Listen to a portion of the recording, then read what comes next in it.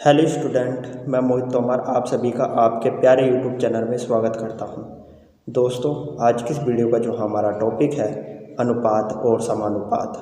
तो दोस्तों, आज की इस वीडियो में मैं आपको अनुपात और समानुपात के बहुत ही इम्पोर्टेंट क्वेश्चनों का सॉल्यूशन करवाने वाला हूं, जो कि हर एक कॉम्पिटिशन एग्जाम में आते हैं। तो दोस्तों, वीडियो शुरू करने से पहले आप सभी से रिक्वेस्ट है, यदि आपने अभी तक हमारे प्यारे यूट्यूब चैनल को सब्सक्राइब नहीं किया है दोस्तों, सब्सक्राइब कर दीजिए और उसके आगे की बेल आइकन घंटी भी प्रेस कर दीजिए, ताकि दोस्तों जब भी मैं नई वीडियो अपलोड करूं उस वीडियो की नोटिफिकेशन आपको सबसे पहले मिल सके। तो शुरू करते हैं दोस्तों आज की इस वीडियो को।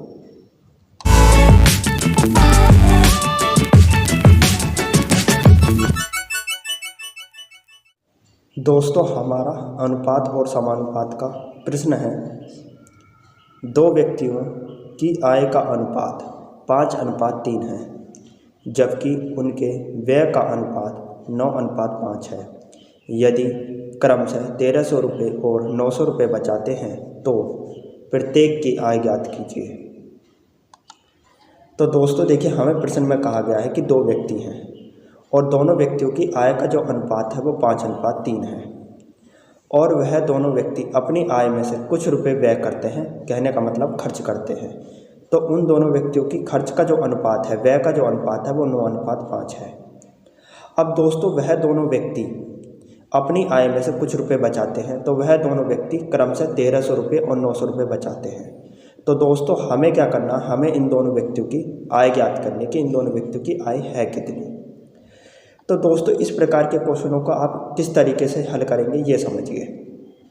दोस्तों, हमसे दो व्यक्तियों की बात की गई है कि दो व्यक्तियों की आय का अनुपात 5:3 है। तो दोस्तों, हमें उन दोनों व्यक्तियों का नाम तो नहीं दिया, तो दोस्तों मैं क्या करूँगा, मैं पहले व्यक्ति को ए मान लूँगा, दूसरे व्यक्ति को बी। पहले व्यक्ति का नाम ए हो गया है, दूसरे व्यक्ति का नाम बी हो गया है। तो दोस्तों, दोनों व्यक्तियों की आय का अनुपात कितना है, 5:3। मतलब ए की आय का अनुपात 5 है, बी की आय का अनुपात 3 है। तो दोस्तों मैं क्या करूँगा, ए के नीचे 5 लिखूँगा, बी के नीचे 3 लिखूँगा, और 5 और 3 क्या है, मेरी आय है। तो मैं इसके सामने आय लिख कर बता दूंगा कि यह आय है, ठीक है। अब दोस्तों, ए और बी जो दोनों व्यक्ति हैं, यह दोनों व्यक्ति अपनी आय में से कुछ रुपए खर्च भी करते हैं, व्यय भी करते हैं। तो दोस्तों, हमें प्रश्न में इन दोनों व्यक्तियों की व्यय का जो अनुपात दिया है वो 9:5 दिया है, कि जो ए व्यक्ति है वह अपनी आय में से 9 अनुपात खर्च करता है, जो बी व्यक्ति है वह अपनी आय में से 5 अनुपात खर्च करता है।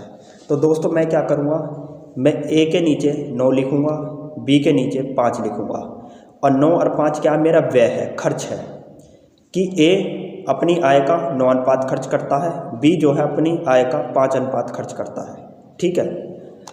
अब दोस्तों, आगे हमसे प्रश्न में कहा गया है कि ए जो है वह 1300 रुपये बचाता है और बी जो है 900 रुपये बचाता है। कहने का मतलब दोस्तों ये है कि ए जो व्यक्ति है वह अपनी आय में से 1300 रुपये बचाता है, और जो बी व्यक्ति है वह अपनी आय में से 900 रुपये बचाता है।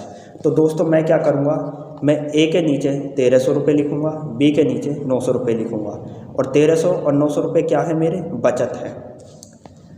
अब दोस्तों मैं क्या करूँगा, अब मैं कैंची गुणा करूँगा। क्या करूँगा दोस्तों, कैंची गुणा।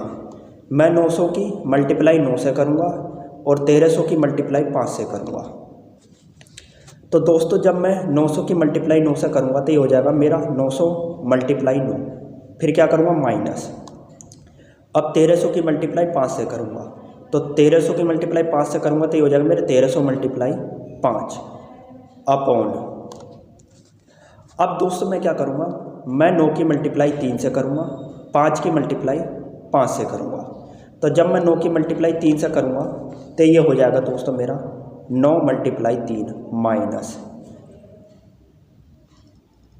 और दोस्तों 5 की मल्टीप्लाई 5 से करूँगा तो ये हो जाएगा मेरा 5 मल्टीप्लाई 5। अब दोस्तों क्या करेंगे, इस समीकरण को हल करेंगे। 900 की मल्टीप्लाई 9 से करूँगा तो क्या हो जाएगा 8100, 9 निम 81 और 2 0, तो 8100 हो गया। बीच में माइनस का चिन्ह, माइनस का चिन्ह लगा दीजिए। 13 पंजे 65, 65 लिख लिया और 2 0, 6500 हो गया। अपॉन 9 तिया 27 माइनस 5 25, ठीक है दोस्तों। अब दोस्तों 8100 में से हम 6500 घटाएंगे तो कितना आएगा दोस्तों, हमारा 1600 आएगा। अपॉन 27 में से 25 घटाएंगे तो कितना आएगा, 2 आएगा। अब दोस्तों क्या करेंगे, 1600 को 2 से डिवाइड कर देंगे तो कितना आएगा, 800। तो दोस्तों ये 800 जो वैल्यू आई है, अब इसी वैल्यू से ए और बी की आय ज्ञात करेंगे। तो दोस्तों मैं लिखूँगा ए की आय बराबर। अब दोस्तों मुझे बताइए कि ए की आय का अनुपात था कितना। तो ए की आय का अनुपात था 5। कितना था दोस्तों, 5। भाई ए की आय का अनुपात कितना था, 5 था। यहाँ पे भी लिख रहा है कि दोनों व्यक्तियों की आय का अनुपात 5:3 था। तो ए की आय का अनुपात 5 था, बी की आय का अनुपात 3 था। तो दोस्तों ए की आय का अनुपात दे रखा था 5 मल्टीप्लाई, और दोस्तों हमारी वैल्यू क्या ज्ञात हुई थी, हमारी वैल्यू ज्ञात हुई थी 800। तो इस 800 की मल्टीप्लाई इस 5 से कर देंगे।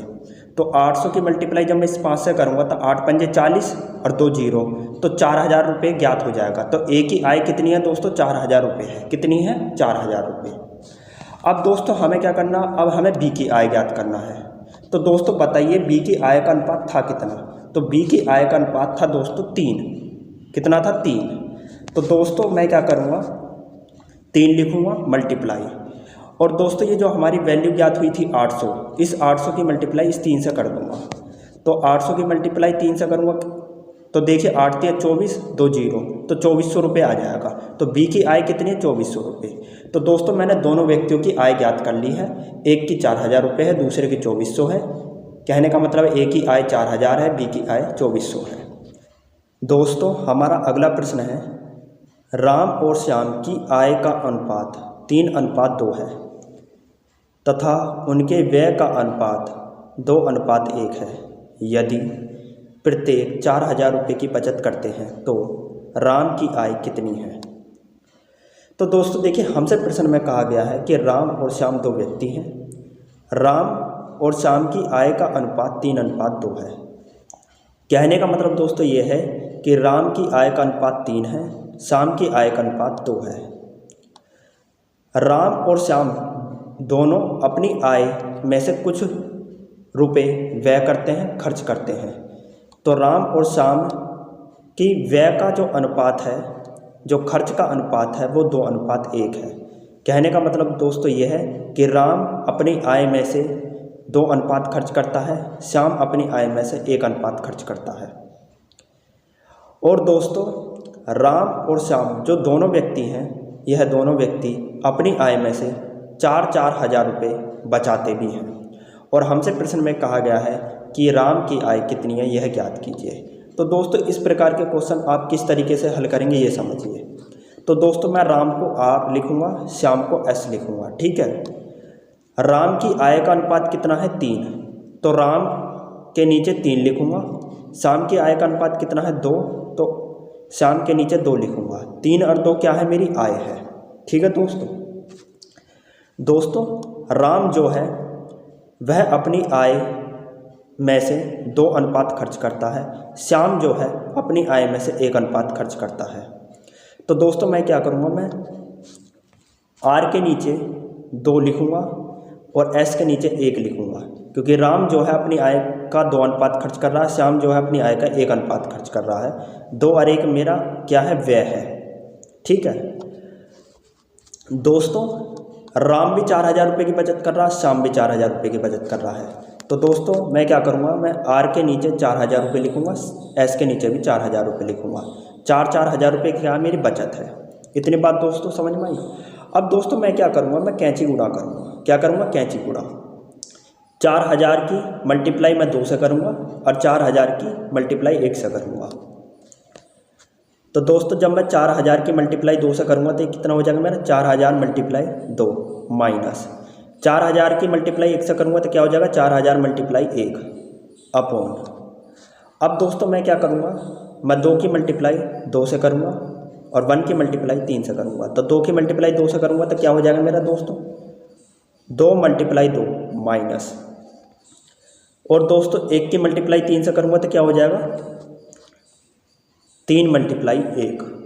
अब दोस्तों हम क्या करेंगे, इस समीकरण को हल करेंगे। 4000 की मल्टीप्लाई 2 से करूँगा तो कितना हो जाएगा, 4 दूनी 8 और 3 जीरो 8000 माइनस 4000 की मल्टीप्लाई 1 से करूँगा तो 4000 आ जाएगा अपॉन 2 दूनी 4 माइनस 3 एकम 3। अब दोस्तों 8,000 में से 4,000 गए तो कितने बचेंगे 4,000 अपॉन 4 में से 3 गए तो कितना बचेगा 1। अब दोस्तों 4,000 को 1 से डिवाइड करूँगा तो कितना आएगा 4,000। तो दोस्तों ये जो 4,000 वैल्यू ज्ञात हुई है, इस वैल्यू से हम राम की आय ज्ञात करेंगे। किसकी आय ज्ञात करेंगे दोस्तों? राम की आय ज्ञात करेंगे। कैसे? तो दोस्तों राम की आय का अनुपात था कितना? तो राम की आय का अनुपात 3 था। यहाँ मैंने नीचे भी लिख रखा 3। राम की आय का अनुपात कितना था? 3। तो दोस्तों राम की आय ज्ञात करने के लिए जो राम की आय का अनुपात 3 था, इस 3 की मल्टीप्लाई इस 4,000 से कर देंगे। जो हमारी ये वैल्यू ज्ञात हुई है 4,000, इस 4,000 से राम की आय के अनुपात की गुणा कर देंगे। तो 4 तिया 12, 3 0। तो राम की आय कितनी ज्ञात हो जाएगी दोस्तों? 12,000 रुपये। राम की आय कितनी थी? 12,000 रुपये। तो दोस्तों यही आंसर है। तो दोस्तों इस प्रकार के क्वेश्चनों को आपको इसी तरीके से हल करना है। यदि दोस्तों आपको हमारी ये वीडियो पसंद आई है, लाइक सब्सक्राइब शेयर जरूर कीजिए। दोस्तों आपको हमारी वीडियो देखने का बहुत बहुत धन्यवाद।